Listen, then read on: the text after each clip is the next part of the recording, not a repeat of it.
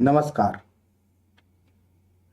एक बार फिर स्वागत है आप सभी का कथा कल्प में।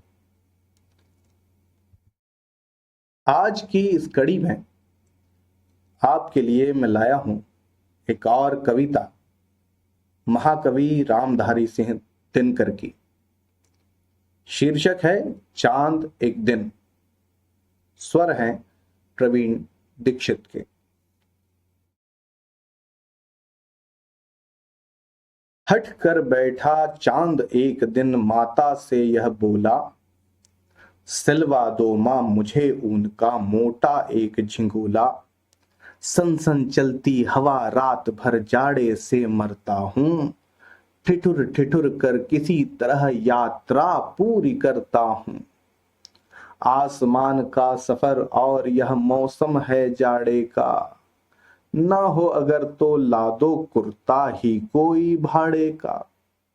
बच्चे की सुन बात कहा माता ने, अरे सलोने कुशल करे भगवान लगे मत तुझको जादू टोने।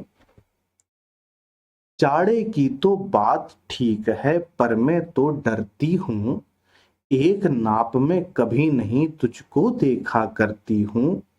कभी एक उंगल भर चौड़ा कभी एक फुट मोटा, बड़ा किसी दिन हो जाता है और किसी दिन छोटा।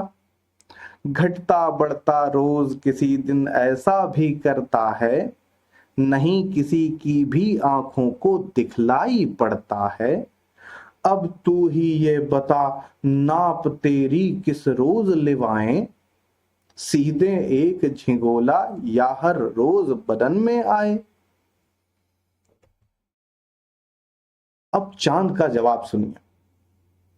हंसकर बोला चांद, अरे मां तू इतनी भोली, दुनिया वालों के समान क्या तेरी मति भी डोली। घटता बढ़ता कभी नहीं मैं वैसा ही रहता हूं, केवल भ्रमवश दुनिया को घटता बढ़ता लगता हूं। आधा हिस्सा सदा उजाला आधा रहता काला, इस रहस्य को समझ ना पाता भ्रमवश दुनिया वाला।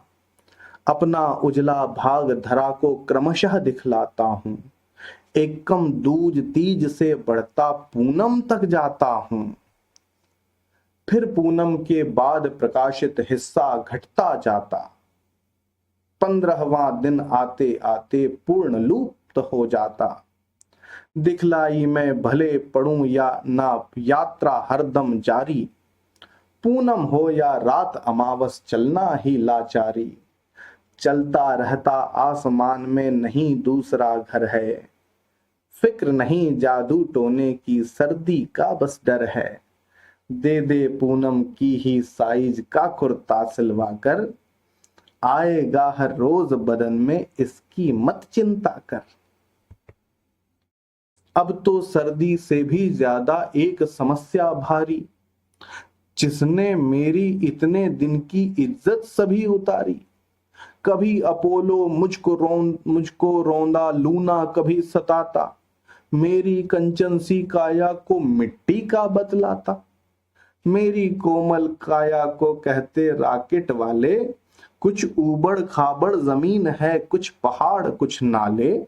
चंद्रमुखी सुन कौन करेगी गौरव निज सुषमा पर, खुश होगी कैसे नारी ऐसी भद्दी उपमा पर। कौन पसंद करेगा ऐसे गड्ढों और नालों को, किसकी नजर लगेगी अब चंदा से मुख वालों को। चंद्रयान भेजा अमेरिका ने भेद और कुछ हरने, रही सही जो पोल बची थी उसे उजागर करने। एक सुहाना भ्रम दुनिया का क्या अब मिट जाएगा, नन्हा मुन्ना क्या चंदा की लोरी सुन पाएगा। अब तो तू ही बतला दे मां कैसे लाज बचाऊं, और अंधेरे की चादर क्या सागर में छिप जाऊं।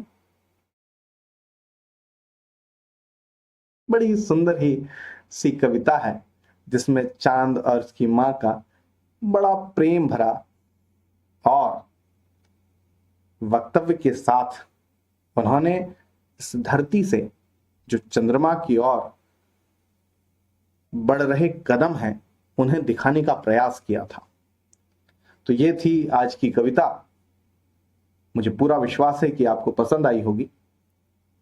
मिलते हैं अगली कड़ी में।